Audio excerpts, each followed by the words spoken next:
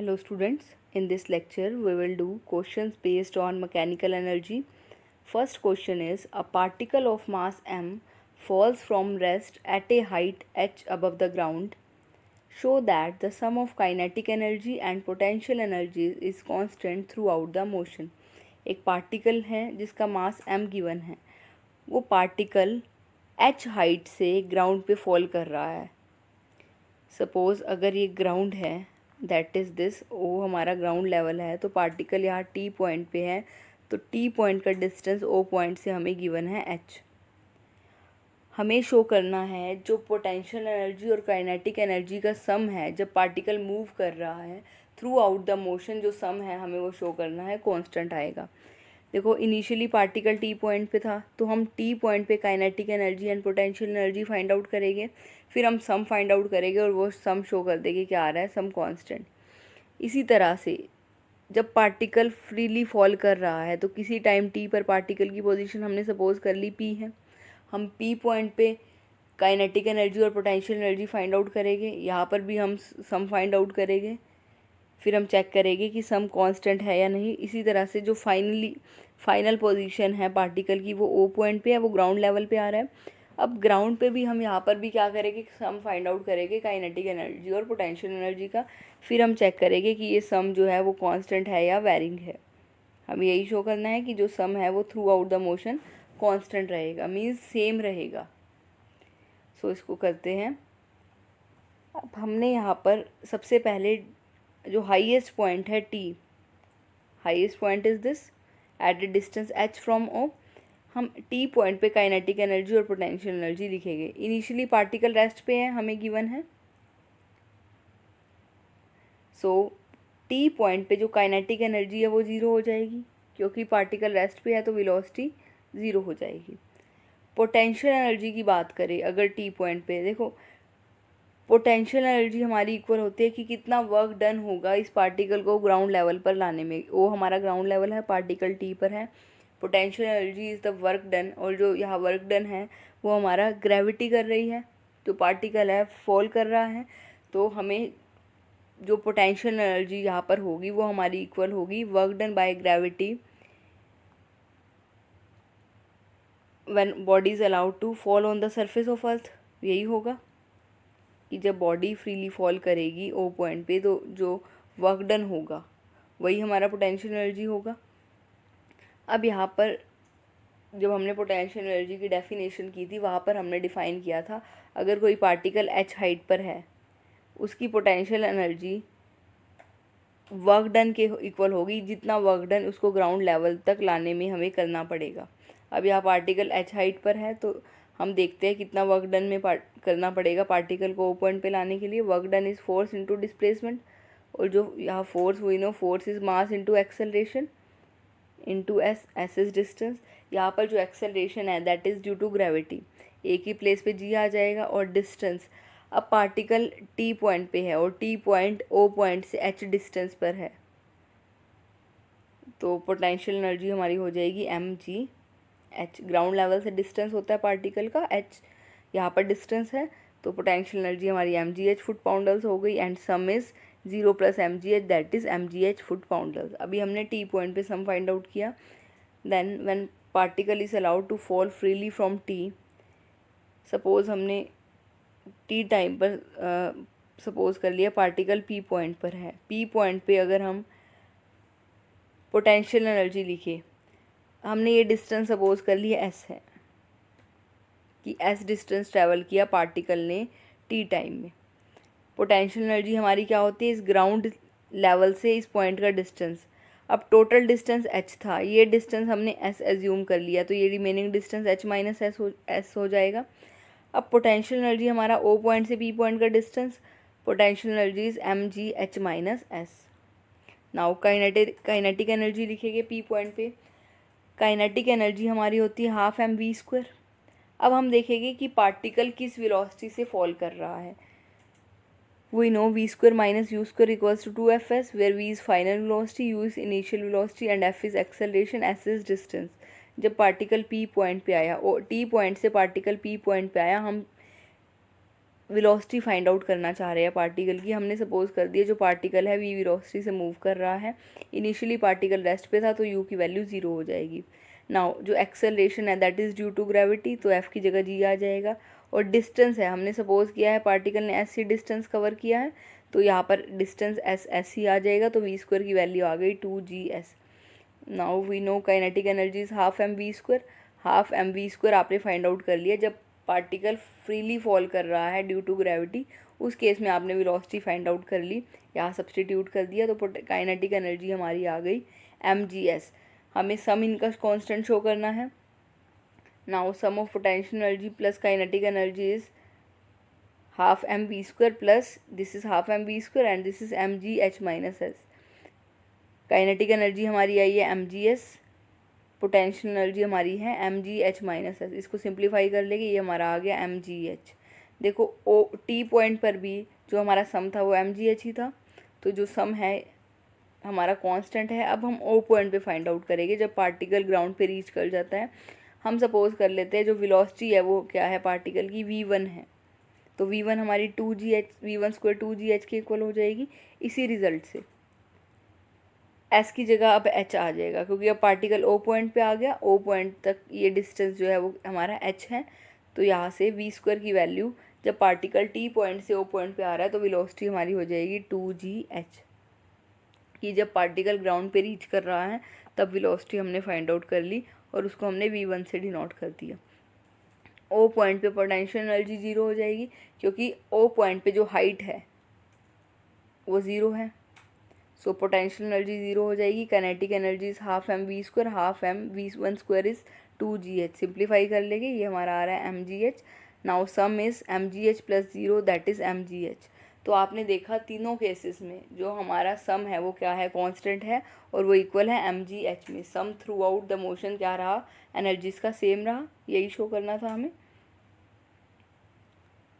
Example second, a bullet moving at the rate of 200√2 foot per second is fired into a thick target which it penetrates to the extent of 6 inches. If fired into a target 3 inches thick with equal velocity, with what velocity would it emerge? Suppose the resistance to be uniform and same in both the cases. एक bullet है जिसको आपने fire किया, जो bullet है जिस भी block पे हमने फायर किया, जो भी टारगेट था उसमें वो 6 इंचेस तक पेनिट्रेट कर गई। सपोज़ ये अगर हमारे पास टारगेट है, उस टारगेट में 6 इंचेस तक बुलेट ने ट्रैवल किया, उसके बाद वो स्टॉप हो गई। बट अगर आपने ये जो टारगेट है वो आपने 3 इंचेस थिक ले लिया, एक बुलेट है जिसकी initial velocity 200√2 foot per second आपको गिवन है, आपने एक टारगेट पे बुलेट को फायर किया, उस टारगेट को जो बुलेट है वो 6 इंचेस तक पेनिट्रेट कर गई। फिर आपने एक और टारगेट लिया, अब टारगेट जो आपने लिया वो लिया 3 इंचेस थिक, थिकनेस ही उसकी आपने कम कर दी, तो क्या होगा, बुलेट बाहर आएगी दूसरी साइड से। जब टारगेट आपका 6 इंचेस से ज़्यादा थिकनेस का था तब उस बुलेट ने 6 इंचेस तक उसको पेनिट्रेट कर दिया, उसके बाद वो रेस्ट पे आ गई। बट आपने अब सेकंड केस में जो टारगेट है उसकी थिकनेस ले ली 3 इंचेस, तो जो बुलेट है वो क्या हो गई, दूसरी साइड से बाहर आई। अब हमें बताना है कि किस वेलोसिटी से वो इमर्ज हो रही है, वो वेलोसिटी हमें निकालनी है। हमें ये गिवन है जो रेजिस्टेंस है वो यूनिफॉर्म है, दोनों केसेस में सेम है। फर्स्ट केस में अगर हम बात करें, हमने m मास ले लिया बुलेट का, r ले लिया रेजिस्टेंस, रेजिस्टेंस एक फोर्स है, सो यूनिट हो जाएगी पाउंडल्स। m पाउंड्स हमने मास ले लिया बुलेट का, r पाउंडल्स रेजिस्टेंस ले लिया बोथ केसेस में, क्योंकि बोथ केसेस में रेजिस्टेंस हमें गिवन है सेम है। फर्स्ट केस में अगर हम बात करें, जो इनिशियल काइनेटिक एनर्जी है वो हमारी क्या हो गई, half M V square. Velocity हमें गिवन है इनिशियल वेलोसिटी, इस वेलोसिटी से जो बुलेट है मूव कर रही है, और यहाँ फाइनल वेलोसिटी है वो जो 0 हो जाएगी, क्योंकि जो बुलेट है वो यहाँ पर 6 इंचेस पेनिट्रेट करके टारगेट को रेस्ट पे आ गई, तो फाइनल वेलोसिटी 0 हो जाएगी सी पॉइंट पर। Now initial kinetic energy is half M V square, velocity given है, इसको सिंप्लीफाई कर लिया, it is coming out 40,000 m foot poundals. Now final kinetic energy is 0, क्योंकि जो बुलेट है वो रेस्ट पे आ गई थी, because v is 0 in this case. Now change is kinetic energy is 0 minus 40,000 m, that is minus 40,000 m foot pounders. हमने principle of work and energy किया था, उसके according change is kinetic energy is equal to work done, और जो ये work done है ये कौन कर रहा है यहाँ पर, work done by the resistance force, resistance force work done कर रहा है। अब यहाँ पर जो रेजिस्टेंस है वो आर है, work done is force into displacement, force यहाँ पर रेजिस्टेंस फोर्स है तो एफ की जगह आर आ जाएगा। डिस्टेंस जो है उस बुलेट ने ट्रैवल किया 6 इंचेस, 6 इंचेस को हम चेंज कर लेंगे फुट में, 1 फुट इज़ 12 इंचेस, तो ये हमारा हो जाएगा 1/2 फुट, डिस्टेंस 1/2 फुट हुआ। Force work done is force into displacement, force यहाँ पर रेजिस्टेंस फोर्स है, डिस्टेंस जो है वो 1/2 फुट है, तो वर्क डन हो जाएगा -1/2 R foot pounders. Negative sign इसलिए आया क्योंकि जो ये वर्क डन है that is done by the resistance force. Now by principle of work and energy change is kinetic energy is equal to work done by R. देखो kinetic energy में change आपने निकाल लिया, दैट इज -40,000 m। जो work done है वो हमारा है बाय द रेजिस्टेंस फोर्स, वो हमारा है -1/2 आर। देखो जब हमने डेफिनेशन डिस्कस की थी काइनेटिक एनर्जी की, तो डेफिनेशन क्या थी, kinetic energy is measured by the amount of work that the impressed forces will do in bringing the body to rest, कि कितना फोर्स आपको अप्लाई करना पड़ता है उस बॉडी को रेस्ट पे लाने के लिए, क्योंकि काइनेटिक एनर्जी बॉडी में होती है उसके मोशन की वजह से, मीन्स कोई बॉडी मूव कर रही है तो उसमें काइनेटिक एनर्जी है। काइनेटिक एनर्जी को हम मेज़र कैसे करते हैं कि उस बॉडी को रेस्ट पे लाने के लिए कितना वर्क डन करना पड़ता है, तो आपने यहाँ लिख लिया work done by the resistance, means उसको रेस्ट पे लाने के लिए जो वर्क डन हुआ that is -1/2 R, R is resistance force, 1/2 is distance, और नेगेटिव साइन इसलिए लिखा क्योंकि this work is done by the resistance force. तो यहाँ से सिंप्लीफाई कर लेंगे तो आर की वैल्यू हमारी आ जाएगी 80,000 m पाउंडल्स। नाउ सेकंड केस में अगर हम बात करें, इनिशियली वेलोसिटी, इसी वेलोसिटी से बुलेट को हमने फायर किया 200√2 फुट पर सेकेंड। हमने फाइंड आउट करना है कि किस वेलोसिटी से बुलेट जो है इमर्ज हो रही है from the other side of target. हमने सपोज कर लिया v be the velocity with which the bullet is emerging. जो यहाँ पर टारगेट है उसकी थिकनेस है 3 inches. Now we know change is kinetic energy is equal to work done by resistance. Final kinetic energy is half m v square, initial kinetic energy is half m 200√2 square। ये हो जाएगा हमारा change in kinetic energy। work done by the resistance, work done is force into displacement, force is resistance force, जो दोनों cases में same है। Distance अगर हम यहाँ पर देखें, जो रेजिस्टेंस है work done by the resistance means इस टारगेट ने कितना रेजिस्टेंस उसको कितना रेजिस्टेंस यहाँ प्रोवाइड किया, तो रेजिस्टेंस हम कैसे निकालेंगे, work done is force into displacement, force हमारा आर है, डिस्टेंस हमारा 3 इंचेस है, 3 इंचेस को हम चेंज कर लेंगे फुट में तो ये हो जाएगा 1/4 फुट, तो work done will be -1/4 R. Again negative sign is here indicating that this work is done by the resistance force. Simplify कर लेंगे, this is half m v square minus half m 40,000 into 2 equals to -1/4 R. Simplify करने के बाद आप v square की value find out कर लेंगे, v square is 40,000 and v is 200 foot पर सेकेंड स्क्वायर, मीन्स इस वेलोसिटी के साथ जो हमारी बुलेट है वो इमर्ज होगी। Next is example third, a bullet fired with a velocity of 1600 foot per second passes through 3 planks in succession. If it loses a velocity of 400 foot per second in passing through each plank, find the ratio of their thickness to which the resistance is supposed to be proportional. एक bullet है जिसकी initial velocity 1600 foot पर second है। जब bullet हमने fire की उसके बाद जो बुलेट है वो 3 प्लैंक से पास हुई। Plank means thin wooden piece. अब यहाँ पर 3 वुडन पीस से 3 प्लैंक से जो हमारी बुलेट है वो पास हुई। ये गिवन है कि एक प्लैंक से पास होने के बाद जो बुलेट है उसकी वेलोसिटी डिक्रीज़ हो जाती है बाय 400 फुट पर सेकेंड। मीन्स अगर initially velocity 1600 foot per second है तो फर्स्ट प्लैंक से जब बुलेट हमारी इमर्ज होगी, suppose this is a first plank, ये 1600 फुट पर सेकंड से हमारी बुलेट फायर हमने की, जब फर्स्ट प्लैंक से इमर्ज होगी तो उसकी वेलोसिटी लूज़ हो जाएगी bye 400 foot per second square. Means जो वेलोसिटी रह जाएगी वो हमारी रह जाएगी 1200 फुट पर सेकंड। उसके बाद इस वेलोसिटी के साथ जो हमारी बुलेट है वो सेकंड प्लैंक से पास होगी। सेकंड प्लैंक से पास होने के बाद फिर से उसकी वेलोसिटी रिड्यूस हो जाएगी, तो जिस वेलोसिटी के साथ वो इमर्ज होगी that is 800। Again 400 foot per second उसकी वेलोसिटी रिड्यूस हो जाएगी, तो उसकी वेलोसिटी 800 फुट पर सेकंड रह गई। अब इस वेलोसिटी के साथ वो थर्ड प्लैंक से पास होगी, तो थर्ड प्लैंक से जब वो इमर्ज होगी तो उसकी वेलोसिटी 400 फुट पर सेकंड रह गई होगी। हमें फाइंड आउट करनी है ratio of thicknesses of these planks. जो प्लैंक्स हैं उनकी थिकनेस हमें फाइंड आउट करनी है, और ये गिवन है जो रेजिस्टेंस है वो प्रोपोर्शनल है thickness of the planks. Means जिस प्लैंक की थिकनेस ज़्यादा है वो ज़्यादा रेजिस्टेंस ऑफर करेगा, जिस प्लैंक की थिकनेस कम है वो कम रेजिस्टेंस ऑफर करेगा।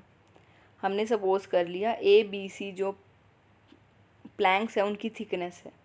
ए हमारी फर्स्ट प्लैंक की थिकनेस है, बी हमारी सेकंड प्लैंक की थिकनेस है, सी हमारी थर्ड प्लैंक की थिकनेस है, एम हमने ले लिया mass of the bullet.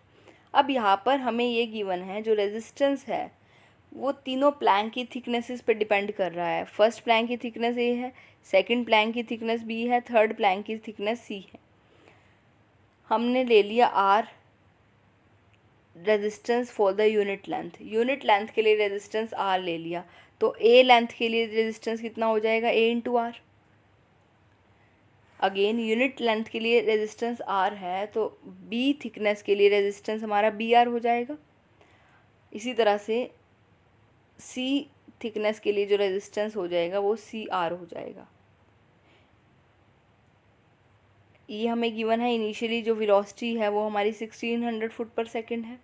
First Planck से पास होने के बाद वेलोसिटी रिड्यूस हो रही है, तो जो वेलोसिटी इमर्ज होने के बाद आई that is 1200 foot per second square. इसी तरह से वेलोसिटी हमारी रिड्यूस हो जाएगी, जो फाइनल वेलोसिटी है वो हमारी 400 फुट पर सेकंड होगी जब तीनों प्लैंक्स को बुलेट क्रॉस कर लेगी, तीनों प्लैंक से इमर्ज हो जाएगी।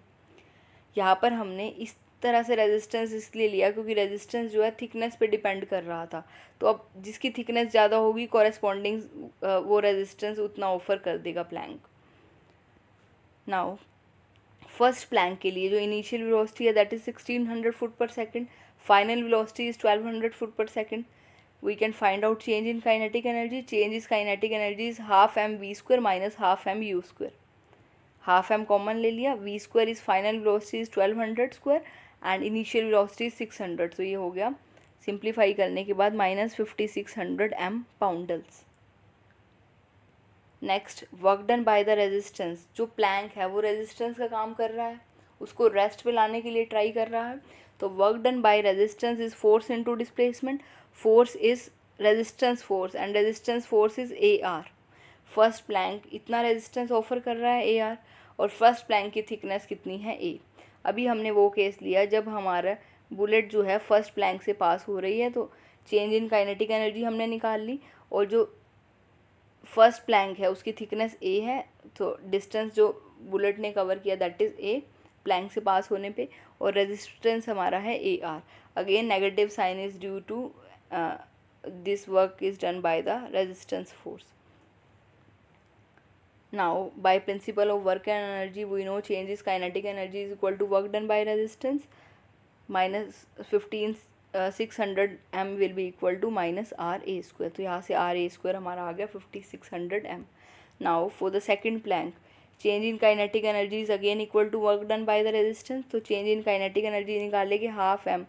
जब सेकेंड प्लैंक से जो बुलेट है हमारी इमर्ज हुई तो उसकी वेलोसिटी थी 800, और जब वो सेकेंड प्लैंक में इंसर्ट हुई थी, फायर्ड हुई थी, तो उसकी वेलोसिटी थी 1200। तो इनिशियल वेलोसिटी यहाँ पर 1200 हो जाएगी, फाइनल वेलोसिटी 800 हो जाएगी।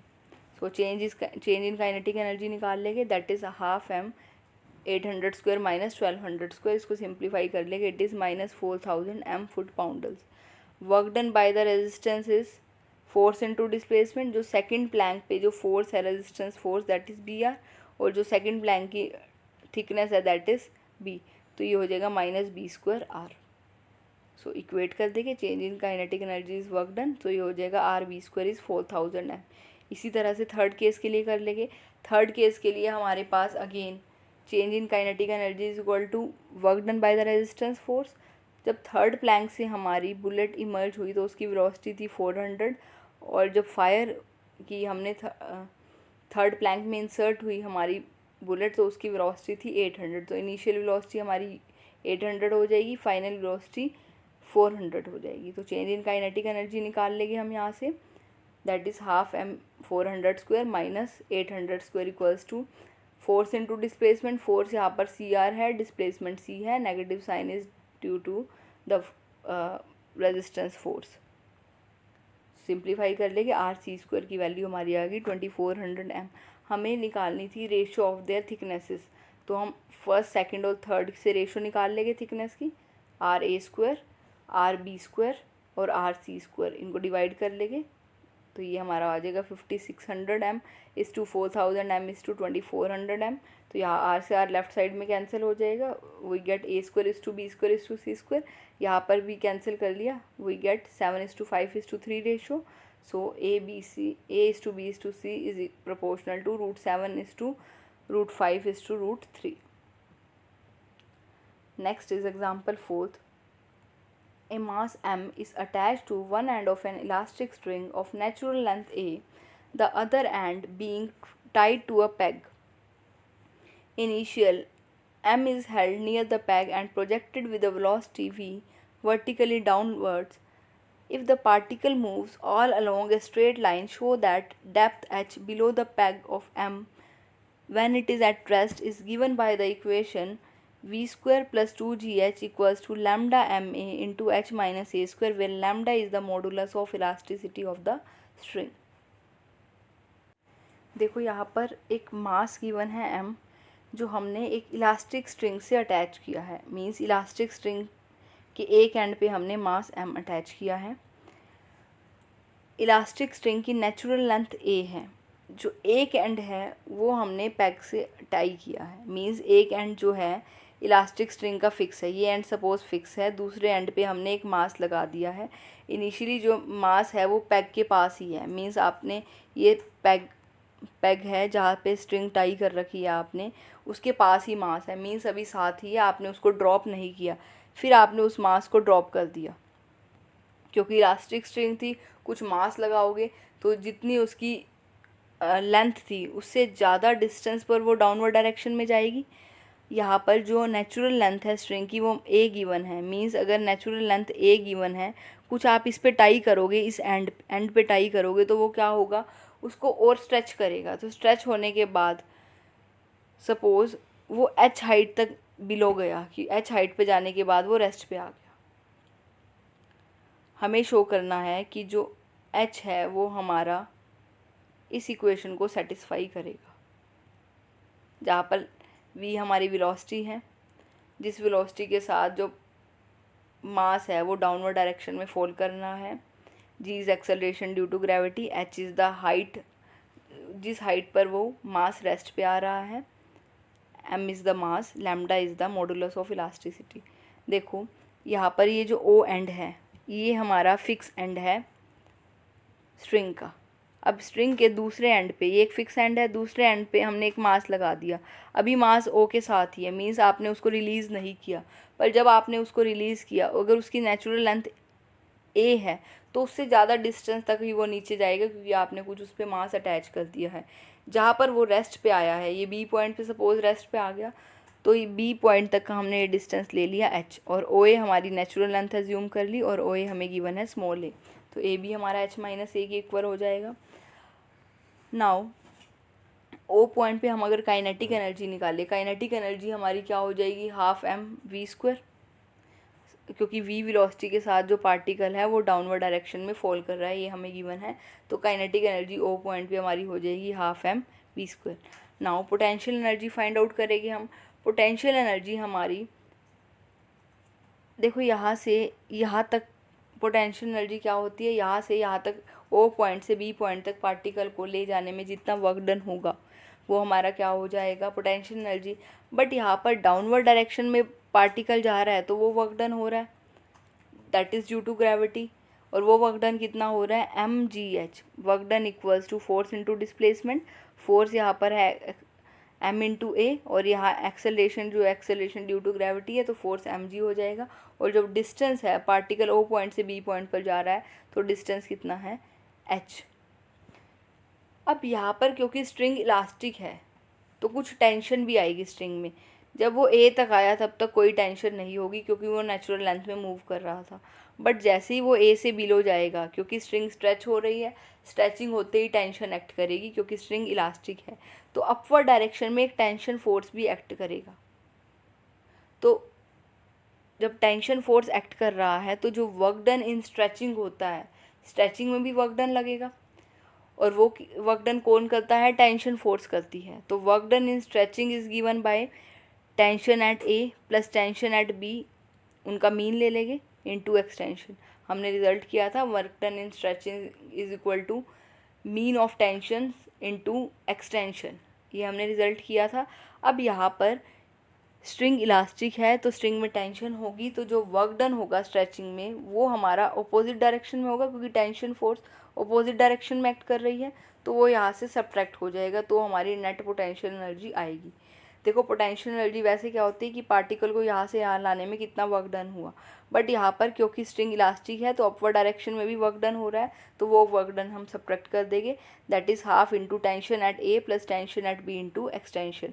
ये हम ऑलरेडी डिस्कस कर चुके हैं। This is mgh minus A point पे टेंशन ज़ीरो है क्योंकि एक्सटेंशन नहीं है, क्योंकि यहाँ तक जो पार्टिकल है वो नेचुरल लेंथ में है, यहाँ तक कोई स्ट्रेचिंग नहीं है तो टेंशन ज़ीरो होगी।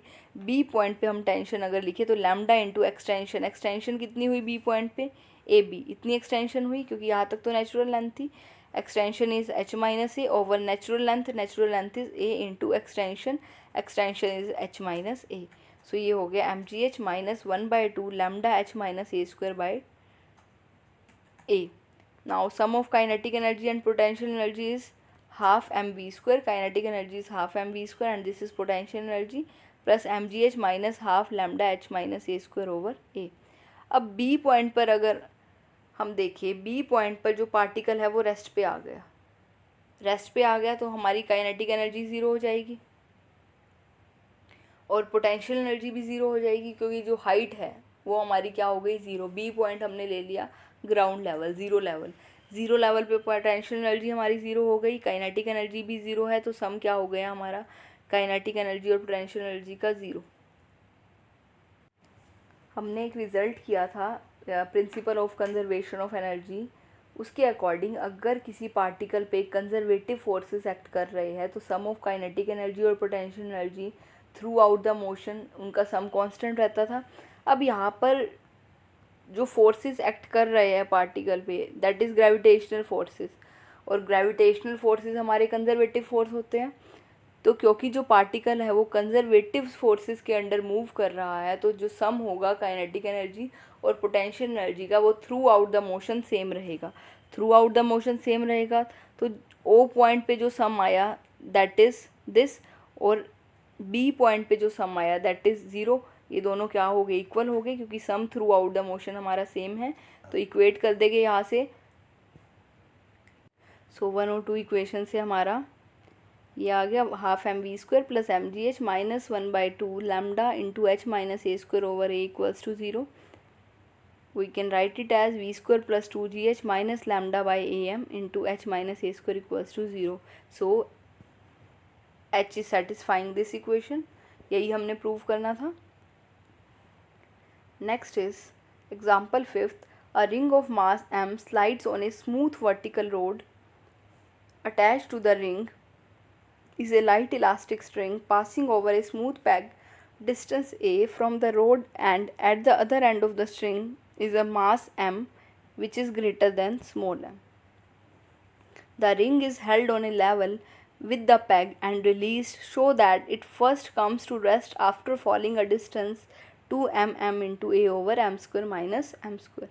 देखो एक रिंग है जिसका मास m गिवन है, वो किसी वर्टिकल रोड पे स्लाइड कर रही है। सपोज ये अगर वर्टिकल रोड है, इस पे ये रिंग स्लाइड कर रही है। इस रिंग के एक एंड से एक स्ट्रिंग अटैच है। Attach to the ring is a light string passing over a smooth peg distance A from the rod. इस रिंग के एक एंड पे स्ट्रिंग अटैच है, जो स्ट्रिंग है वो टाई हो रखी है किसी पैग से, और ये इन दोनों के बीच का जो डिस्टेंस है वो हमें गिवन है ए।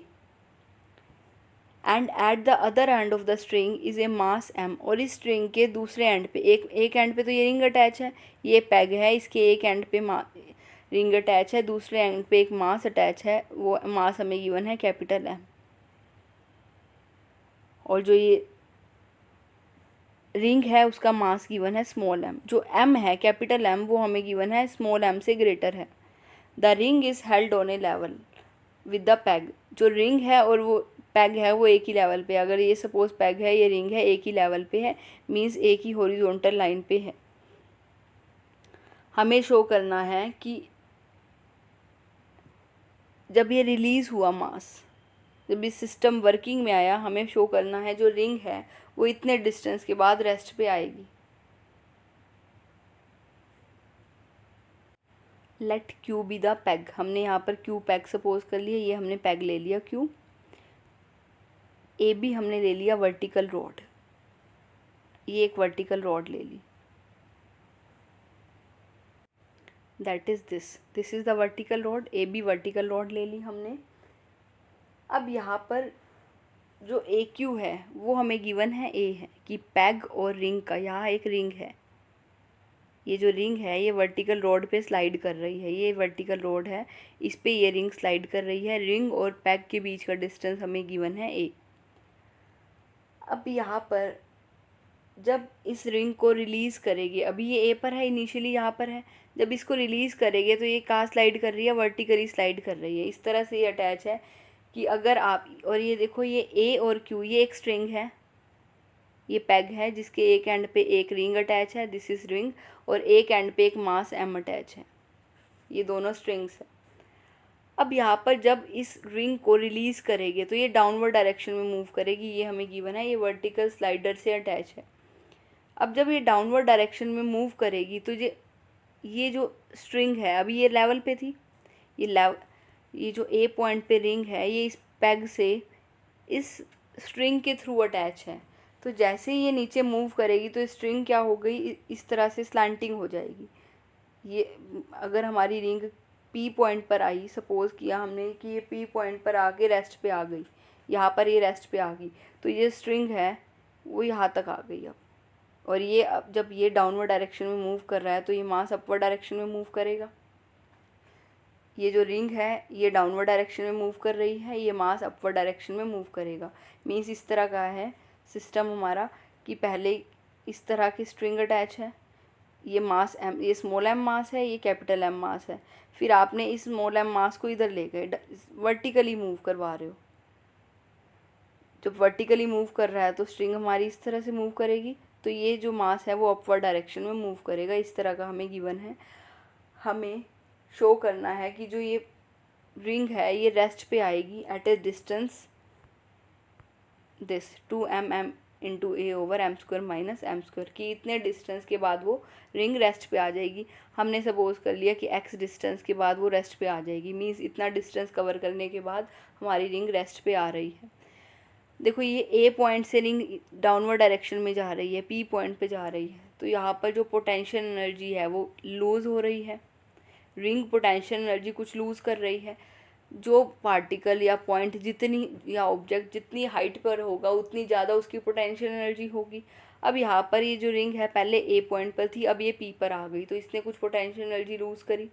और अगर इस मास की बात करें, क्योंकि ये अपवर्ड डायरेक्शन में मूव कर रहा है, अब अगर अपवर्ड डायरेक्शन में ये मास जाएगा तो ये पोटेंशियल एनर्जी कुछ गेन करेगा। जो जितनी हाइट पे जो ज़्यादा जाएगा तो वो पोटेंशियल एनर्जी गेन करेगा। बट ये डाउनवर्ड डायरेक्शन में क्योंकि रिंग आ रही है तो जो रिंग है वो पोटेंशियल एनर्जी यहाँ पर लूज़ कर रही है। अब यहाँ पर ए पी हमारा x है, ए पी हमने x ले लिया। Potential energy loosed by the ring वो हमारी कितनी हो जाएगी, mgx। Potential energy is work done and work done is force into displacement. Force हमारा mass into acceleration, acceleration is acceleration due to gravity, तो ये mg हो जाएगा। एंड डिस्टेंस इज x, कि पार्टिकल को, रिंग जो है हम ए से पी तक ला रहे हैं, तो डिस्टेंस जो उसने कवर किया दैट इज़ एक्स। हमने सपोज कर लिया कि वो एक्स डिस्टेंस पे रेस्ट पे आ रही है, तो जो डिस्टेंस कवर किया दैट इज़ एक्स। अब यहाँ पर हमने फाइंड आउट कर दी potential energy lost by the ring. Now we will find out potential energy gained by this mass m, कि कितनी पोटेंशियल एनर्जी ये गेन करेगा। अब ये पोटेंशियल एनर्जी उतनी गेन करेगा जितना डिस्टेंस ये अपवर्ड डायरेक्शन में ट्रैवल करेगा। देखो potential energy is again work done is force into displacement. Force तो आपका है mg। अब डिस्प्लेसमेंट यहाँ पर कितनी होगी वो हम देखेंगे कि कितना ये ऊपर गया। अब वो कैसे पता चलेगा, देखो जितना ये स्ट्रिंग की पहले लेंथ a थी, जितनी स्ट्रिंग की लेंथ इस साइड पे बढ़ेगी उतनी स्ट्रिंग की लेंथ इस साइड पे घटेगी। अगर स्ट्रिंग सपोज अगर हम इस तरह से देखें, इस तरह से स्ट्रिंग अटैच है किसी पुली पे, अगर ये मास, दो मासेस अटैच है, ये मास अगर ऊपर जा रहा है, ये मास नीचे जा रहा है, तो क्या होगा, जितनी लेंथ इस डायरेक्शन में बढ़ेगी उतनी लेंथ इस डायरेक्शन में कम होगी स्ट्रिंग की। अब यहाँ पर इस तरह का ही है, या इस एंड की लेंथ तो a थी। अब जो स्ट्रिंग है वो यहाँ पर है, स्ट्रिंग का एक एंड p पॉइंट पर है, तो हम फाइंड आउट कर सकते हैं कितनी लेंथ इंक्रीज़ हुई। आप देख सकते हो लेंथ इंक्रीज़ हुई है, पहले a थी अब ये है, अब हाइपोटेन्यूज है। अब ये डिस्टेंस आप फाइंड आउट कर सकते हो पी क्यू हमारा क्या होगा, √a² + x²। आप पाइथागोरस थ्योरम से हाइपोटेन्यूज निकाल लिया हमने पी क्यू। अब पी क्यू माइनस ए क्यू अगर हम फाइंड आउट करें, P Q is this, P Q में से ए क्यू फाइंड आउट करो तो वो लेंथ आ जाएगी जो यहाँ पर इंक्रीज़ हुई। मीन्स जितनी स्ट्रिंग इस साइड में मूव हुई, इस डायरेक्शन में मूव हुई, तो ये हमारी कितनी हो जाएगी, पी क्यू माइनस ए क्यू। इतना मास m ऊपर आएगा, जितनी ये स्ट्रिंग इस डायरेक्शन में आएगी उतना मास m अपवर्ड डायरेक्शन में ट्रैवल करेगा। सो ये आपने डिस्टेंस फाइंड आउट कर दिया, जितना distance mass m upward direction में मूव करेगा। सो पोटेंशियल एनर्जी कितनी गेन हो गई, जितना डिस्टेंस वो ट्रैवल करेगा अपवर्ड डायरेक्शन में, and distance travelled is this, तो potential energy is mg into this. Now जो सिस्टम है वो रेस्ट से स्टार्ट हुआ, रेस्ट पे फिनिश हुआ, तो जो प्रिंसिपल ऑफ एनर्जी से जो जितनी एनर्जी गेन हुई और जितनी लॉस हुई वो इक्वल रहेगी, क्योंकि जो एनर्जी है, total energy of the system remain same. Energy जो है, टोटल एनर्जी हमेशा कांस्टेंट रहती है। तो जितनी एनर्जी m मास ने गेन करी है, इस मास ने गेन करी है, उतनी एनर्जी ये रिंग लॉस करेगी। सो दोनों को इक्वेट कर देंगे, ये हमारी एनर्जी गेन करी है m मास ने, ये हमारी एनर्जी लूज़ करी है रिंग m जिसका मास है। सो इक्वेट कर देंगे, यहाँ से इसको सिंप्लीफाई कर लेंगे। सिंप्लीफाई करने के बाद हमारा यहाँ से x की वैल्यू आ गई। जस्ट सिंपल कैलकुलेशन है, आप इसको सॉल्व करके x की वैल्यू निकाल लोगे। मीन्स इतने डिस्टेंस के बाद जो पार्ट रिंग है वो रेस्ट पर आ गई। हमें डिस्टेंस ही फाइंड आउट करना था। Thank you.